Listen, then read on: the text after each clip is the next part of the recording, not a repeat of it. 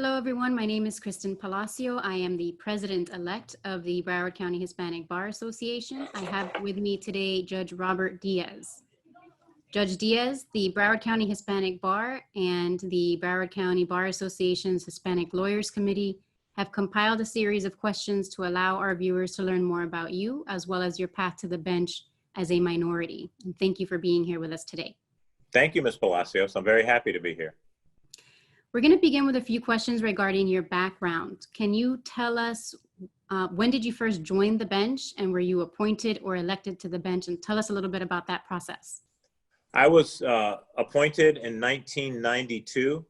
At the time, I was the first Hispanic judge appointed or elected in Broward County in 20 years. The one before me was 20 years before, Judge Jose Gonzalez, who went on to be a federal judge. So when I got appointed, it was a big deal because I was the first one in 20 years. And the first thing I heard was that, I don't stand a chance because I have a Hispanic name in Broward County in 1992. So I was appointed on July 15th. At the time, the primary election was on September 3rd. So I didn't begin the campaign until July 15th. Then September 3rd, I had two opponents who had been running for a year in my position. So I had to become the incumbent, go out and learn how to campaign between July 15th and September 3rd. And then I had the general election in November of 1992, which was when Bill Clinton was elected. And I came in second in the primary against opponents. And then in the general election, I won by 140,000 votes, and I had the most votes of any judicial candidate in the history of Broward County at the time.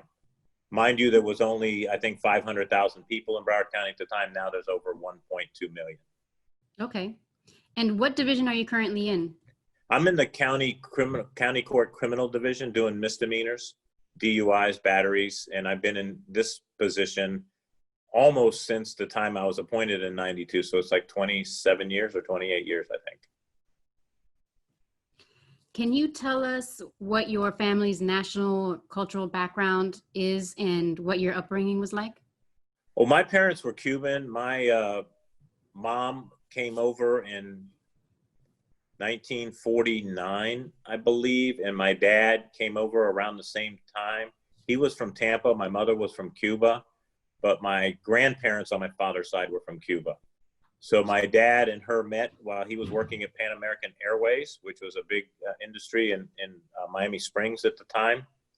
They got married. I had an older brother who was 4 years older than me, and I was born in 1953. So my upbringing was what you would call back then in Hialeah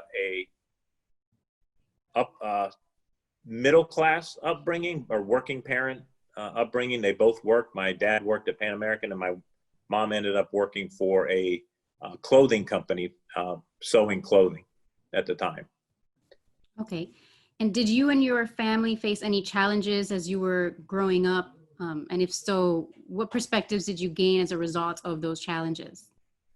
Well, we faced some challenges in that back then there was a prejudice against Cubans at the time in Hialeah because they felt like they were taking all the jobs, kind of what they're saying now. But back then, most of the Hispanic women worked in factories, and so did some of the husbands and the men. And then there was a time when the company went on strike. My mother's union went on strike, and I spent like 3 months on the union line with her picketing, like standing there while she picketed.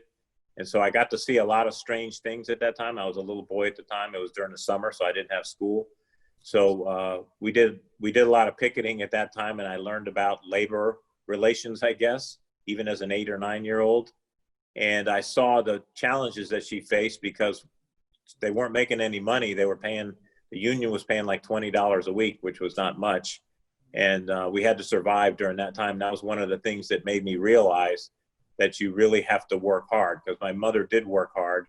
And then when the union finally negotiated and the strike settled, she went back to work, and she worked hard for the rest of her life, I think. And that kind of taught me that. Well, it sounds like you had a lot of real world experiences early on as a child. Was there something in your upbringing that was particularly helpful to you to getting to where you are today? Well, the school I went to was a Catholic school. It was Immaculate Conception, and I went there for 6 years. And I have to say that the nuns, although they were very tough, they taught me discipline.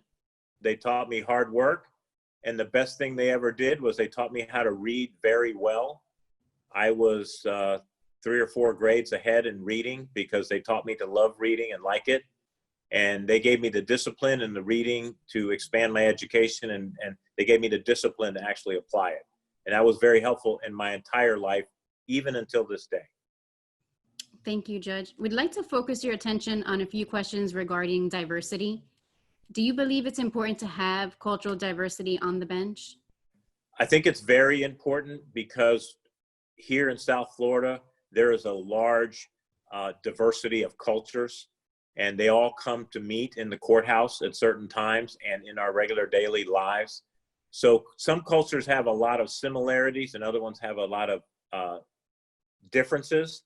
And I think by having diversity on the bench, you're better able to understand those differences and those similarities and apply them. And that includes my colleagues also, because they may not know something about my culture. I may not know something about their culture. And since we now have a pretty diverse bench in Broward County, I'm able to learn those things from them. They're able to learn from me. And then when we go in the courtroom, we're better able to deal with diversity in the courtroom and what people understand and what they don't understand. Now, you mentioned that we have a pretty diverse bench in Broward. Do you think we've gotten better at diversity on the bench that's in proportion to the minority groups that are in Broward County? I see it has come a long way. It may not be to where it needs to be, but we do have a lot of Hispanic judges now, as they'll all see from these videos. We have Phoebe Francois, another minority who's Haitian. We have Miss Natasha DePrimo, who's Asian. We have a lot of diversity. It's come a long ways. And what I've seen is and maybe this is another question later, but in the appointment process, I think the governors have been appointing a diverse group of candidates to the bench, which I think has helped Broward County a lot in a lot of ways. Well, on that note, do you see that there are any special challenges or considerations that culturally diverse candidates might face in seeking appointment or election to the bench? I don't see too much of any impediments or reasons to stop in the appointment process. I think the appointment process is as fair as it could be, and I think there have been a lot of minorities appointed, at least in the last 10 years. What I do see in the election process, I do still think there are challenges that minority candidates will have to overcome.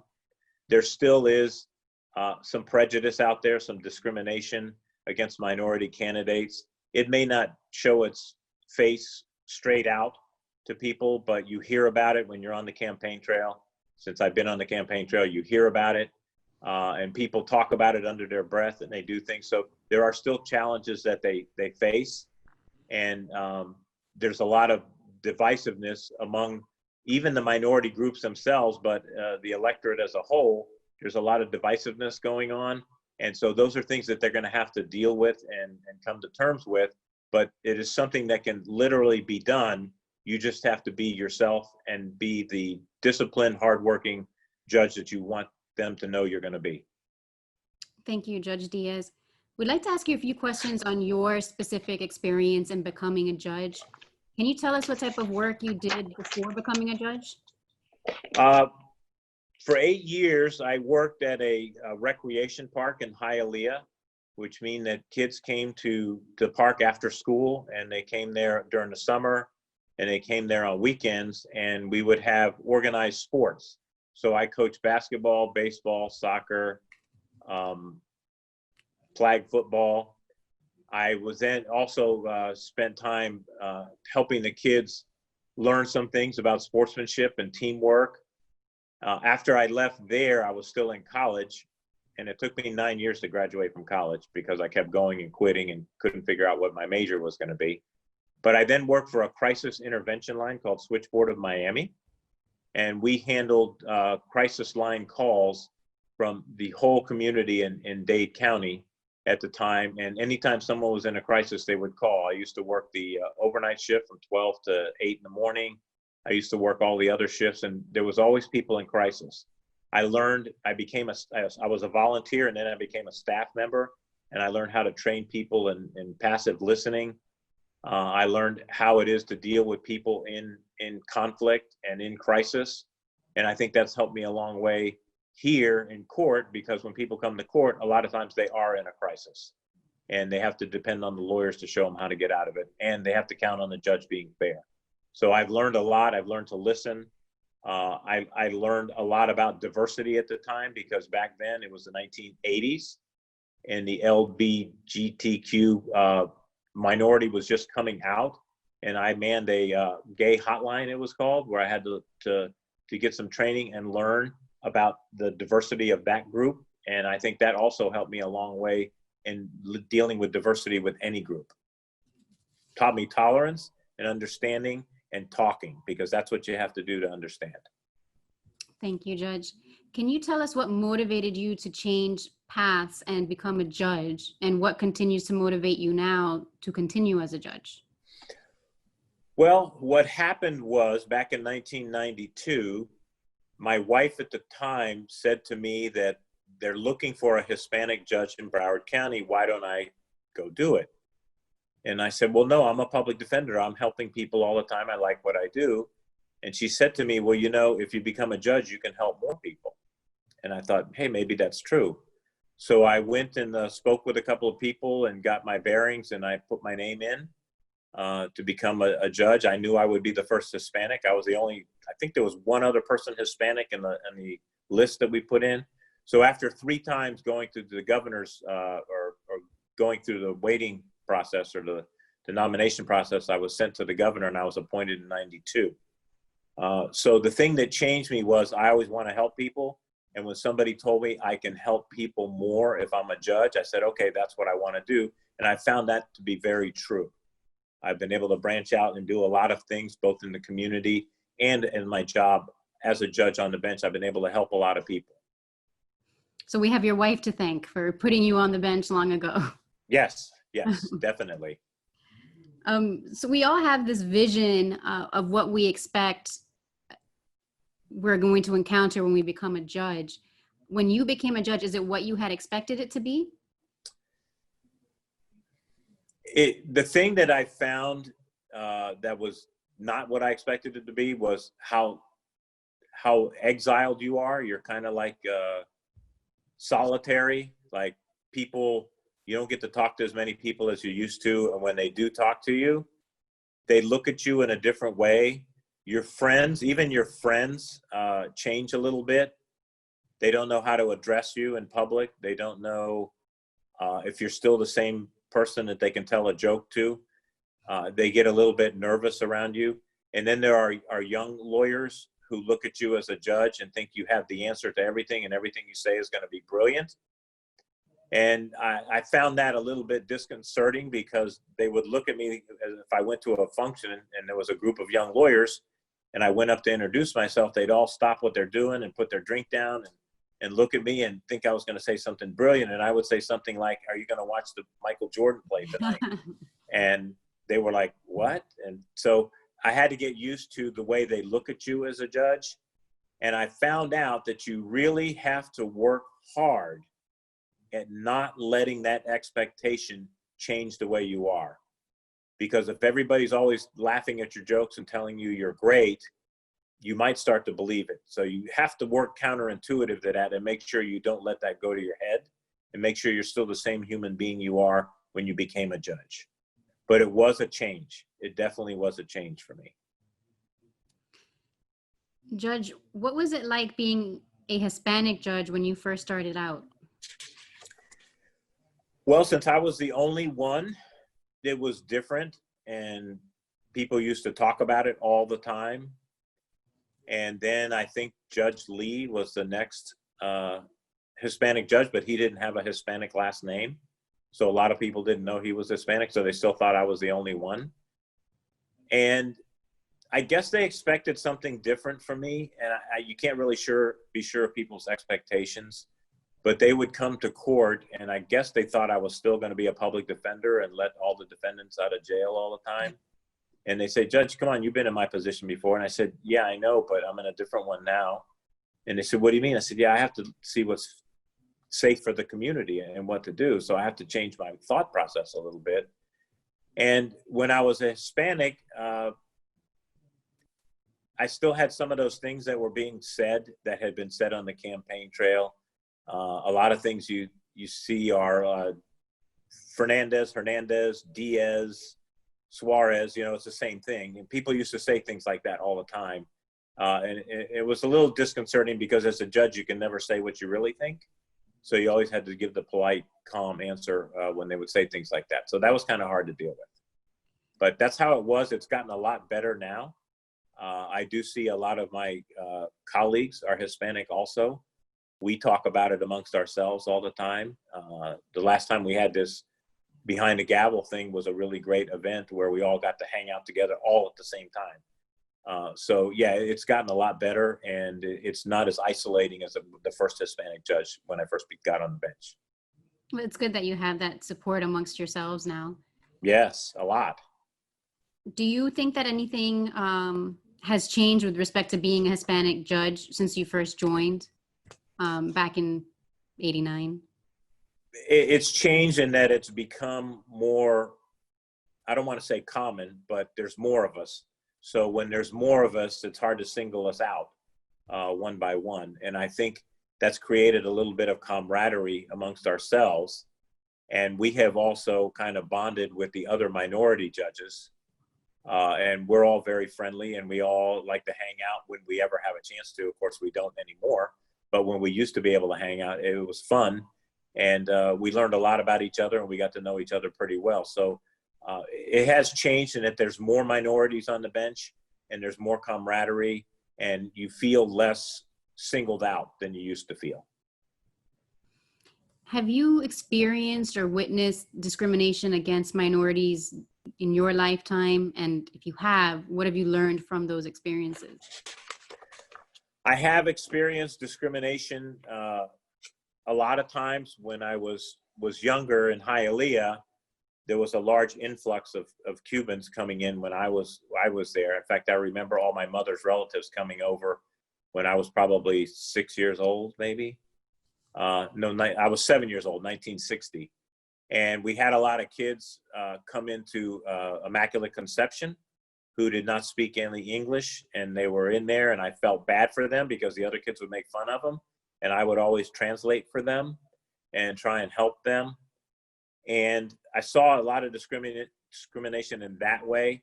And then I remember one time I was about 18 years old, and I was working at a gas station, and we rented U-Haul trucks, and a guy came in and said, hey, I need to rent a U-Haul truck. I got to get out of here. And I go, gosh, what's your hurry? He goes, there's too many Cubans here, man. And I said, well, gosh, I'm Cuban. And he went, I'm sorry. I didn't mean anything. You're okay. It's just, there's just too many Cubans. And I remember wanting to not rent him a truck, like to tell him we didn't have any, but I couldn't do that to my boss. But it kind of hurt. It was like, you're just making a generalization about all Cubans. And I saw it when I was on the campaign trail, especially in 1992. I was told that with a Hispanic last name, I do not stand a chance to win in Broward County because of my name, and nobody would vote for me. There were only 15% Hispanics in 1992 in Broward County. I know the number has gone up a lot. And so problem was, I only know what my nuns and my parents taught me to do. If you have an obstacle to overcome, you just work really hard and see what happens. So I worked really hard. I had a lot of friends. My family helped, and I was able to overcome that and win. And I have won again in 2012 and in 2018 with the same last name, Diaz. So you face discrimination. I had a guy at a meeting. I handed him my palm card to look at, to tell him about myself. And he says, I can't vote for you. And I said, why is that? And he says, because you don't have an English name. And I go, why does that matter? He goes, I'm just not voting for you. I can't vote for you. And I said, why can't you vote for me? He says, because you're Hispanic. I said, okay. And I walked away and left him alone. But but even that was in 2012. So it's still around, it still exists. It's a little more muted now, but it still does come out once in a while. And I've seen it, and it's made me want to educate the people as to how we really are and what we are as a minority, and all minorities. If people get to know us, they get to know that those stereotypes don't really exist. Thank you, Judge, for sharing that personal experience and turning those experiences into something positive. Not everyone's path to the bench was the same, and most, if not all, judges share qualities of being well-rounded, dedicated, and hard workers. You mentioned earlier the characteristics or the attributes that you picked up of conflict and crisis resolution. Are there other qualities that you believe are important for judges to have? Well, if I was to name one thing that a judge could have, they don't have to be the most brilliant person in the room. If they have a good heart, they're going to be okay as a judge, because they're going to sit there and they're going to take the time to listen and discern what should be done with a good heart. And I think that's one of the most important traits that a judge could have. If you can listen and have a good heart, the other things are good. The hard work, the dedication, the knowledge, the people skills. But if you have a good heart and you can listen, that's going to make you a great judge. And I think that's one of the most important traits to have. Judge, how important is it for individuals who aspire to become judges or successful professionals to have access to good education, internships, clerkships, and mentors? Can that make a difference? Well, in this day and age, it's probably the most important thing to do internships and to have mentors. And I know I'm involved being a mentor to a lot of people, and I encourage everybody else to do the same thing. I do it at the law school. I do it in the Broward Bar. I do it everywhere I can, because all you need is somebody to give you they don't have to give you a handout. They have to give you a hand up. All they need to do is just give you a little bit of hand up. And that's a Clint Eastwood saying. I don't want to give you a handout, but I'll give you a hand up. But I think it applies to Hispanics as a minority. We always want to give somebody a hand up. So mentorships are a way of doing that. I have my luncheon every year where I try and get Hispanic lawyers and judges together with a bunch of Hispanic lawyers and law students. And I hope they meet, and I hope they become friends, and I hope they become mentors to these young law students and help them, because they're able to help you get an interview a lot of times, and they're able to put in a good word for you to do an internship somewhere. Like right now, I have two of my former interns that were with me, who I became friends with, are now clerking for Judge May in the 4th DCA. And I had never called Judge May to ask her to take my recommendation. She took both of them. She's very happy with both of them. And I'm also happy to say my 22-year-old daughter has become friends with both of those interns. And now they're better friends with her than they are with me. They come to my house and they don't even talk to me. They go see her and they hang out together. So mentorships are important, and they help you find your way. And that's all you need as a young lawyer or somebody who wants to go to law school. You need somebody to help you find your way. So internships and mentorships are the most important. Thank you, Judge. For those of us that know you, we know that you're very involved in the community. Do you believe that networking is also beneficial to professionals? Networking is beneficial in a lot of ways. I have a saying that I tell the people that I know. I always tell them to find a circle of good people, because if you find 8 or 10 people and they're in your circle, when they have a need for something, when they need help, they call you. And even if you don't know the answer, you've got 9 other people or 8 other people that you can connect them with. And those 8 or 9 other people are in your circle of good people, and they do things just out of the goodness of their heart because they want to help. A lot of times when I send somebody who's just starting their law practice, hey, I don't know what to do. I don't know about my trust account. I don't know this. I don't know how to get clients. I send them to a friend of mine who's had their own practice for a while, and they'll give them all the advice they want. And then that person will call me back and say, they didn't even ask me for anything. They just gave me all this help. I said, yeah, that's what a circle of good people is about. So I always tell them, you have to get yourself, even in high school and college, you got to start. Get yourself a circle of good people who will work with you, and your circle gets bigger. Once somebody else helps somebody else, that circle gets bigger, and then they're all willing to help each other. And I think that's what that's all about. The networking does. It helps you form a circle of good people that you can call for. You can call them for a plumber. You can call them for a lawyer. You can call them for a CLE, how to get a CLE credit, or how to fix your computer.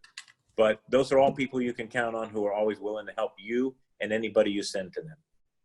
Thank you, Judge. Do you have any role models that you looked up to? And if so, how did they become a role model? When I was a public defender, my role model was not a judge. I mean, there are some judges I admire, but my role model was a defense attorney whose name was Ken Malnick. And he was in the felony division, and I got moved up from the misdemeanor to the felony division into a division, criminal division, with a very tough judge.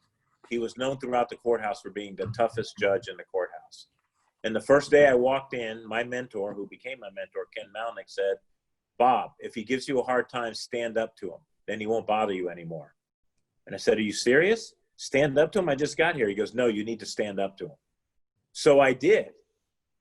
The first time he started to give me a hard time, I stood up to him. After that, the judge was very kind to me. He tried to give me a hard time sometimes, so when I'd stand up, he'd back off. And that guy, Ken Malnick, I thought was the greatest lawyer I had ever seen. I used to watch him. He didn't dress really well. He looked kind of unkempt sometimes, but all his cross-examination and all his stuff had to do with sports analogies. And I saw him walk 30 or 40 defendants out of the courtroom after a trial, and times that I didn't think he had a chance. And it was all in the manner he presented himself to the jury, so I kind of emulated him. I tried to do that all the time. And he was my mentor. He would always be there to help me and answer questions for me. Thank you, Judge. On behalf of the Broward County Hispanic Bar and the BCBA's Hispanic Lawyers Committee, thank you for taking the time to be with us today and sharing your experiences with us. Thank you for having me. Thank you for the nice manner in asking the questions. And of course, thank Braulio, because he helped put this all together along with Miss Rigler Capote. Yes. And everybody else who works there. So yes, it's a very nice thing to do, and I really appreciate being here.